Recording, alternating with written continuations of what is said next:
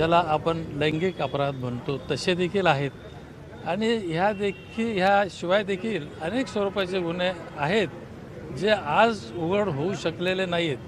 तर ह्या सगळ्यांचा तपास करण्याकरता पुन्हा 7 दिवसाची पोलीस कस्टडी आरोपीला द्यावीत असं माझं एकंदरीत म्हणणं होतं.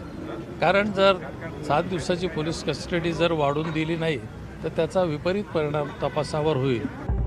कोर्टात सुनावणीच्या वेळी काय घडलं ते आता पाहूया. खरातनं 5 नरबळी दिल्याचे पुरावे देत त्याबाबतचा संशय व्यक्त केला. आरोपी स्वतःला सिद्ध पुरुष असल्याचं सांगायचं. खरातकडे काळ्या रंगाची रिव्हॉल्वर 31 काडतुसं होती. याच खरातकडे 6,05,000ची रोकड सापडली. खरात वाघ साप लोकांना दाखवायचा याकडे सरकारी वकिलांनी लक्ष वेधलं. तसंच हरणाची काळी पांढरी कस्तुरी तो लोकांना द्यायचा आणि कस्तुरीसाठी हरणाची हत्या केल्याचा संशय त्याच्यावर आहे. तसंच खरातला वन कायदा सुद्धा लागू होऊ शकतो असा युक्तिवाद सरकारी वकिलांनी केलाय. तर खरातच्या वकिलानं पुन्हा कोठडी वाढवायची गरज नाही असा मुद्दा मांडला. सापाबद्दल मला काहीही कल्पना नाही असा बचाव अशोक खरातनं कोर्टासमोर केला. खरातच्या वकिलांनी जामिनासाठी युक्तिवाद केला.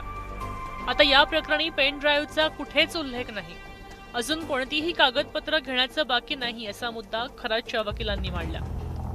रजिस्टर ऑफिसमधनं कागदपत्र मिळू शकतात. या प्रकरणी आणखी तपास बाकी नाही, त्यामुळे पुन्हा कोठडी वाढवायची गरज नाही असा युक्तिवाद खरातच्या वकिलांनी केला.